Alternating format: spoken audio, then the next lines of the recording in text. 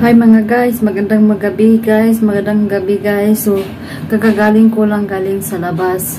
So, ito na guys, ipapakita ko na yung aking nose reveal kasi lagi akong nababas na kahit wala daw gira, laging nakadapa yung aking ilong. So, mga guys, yung ginaya kong ilong na idol ko pa guys, since 36 years old.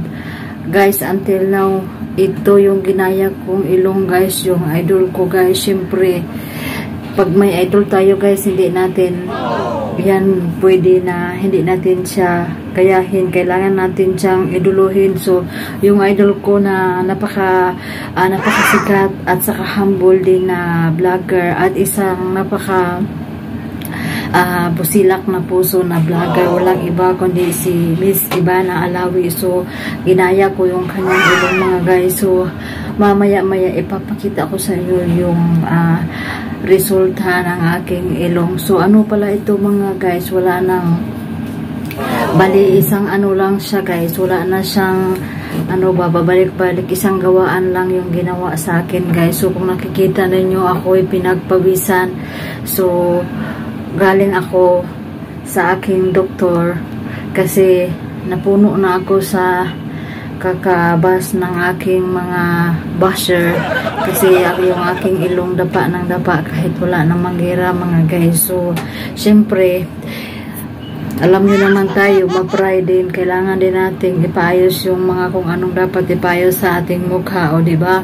So, mamaya guys, isang ano lang kasi ito guys, isang ano lang ba, wala nang balikan. So, bali, hindi kagaya doon sa iba na nagpapagawa ng kanilang ilong na nagbabalik-balik pa sila. Ito, isang anuhan lang siya guys.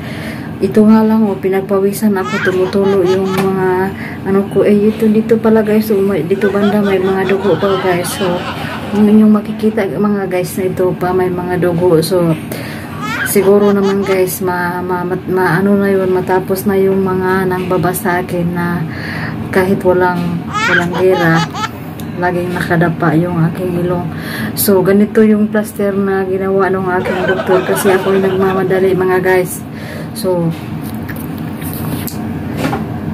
ipapakita ko na yung aking nose reveal. Ginaya ko talaga yung aking idol na si Idol Ivana Alawi. Isang napakagandang Alawi. So, syempre sa susunod nagagayahin ko mga guys yung ipin na naman ni Ivana. So, sana magawa ko rin yun. So, ito guys, wala na, paligoy-paligoy na guys. Tatanggalin ko na guys. Ready na ba kayo mga guys? 1, 2, 3.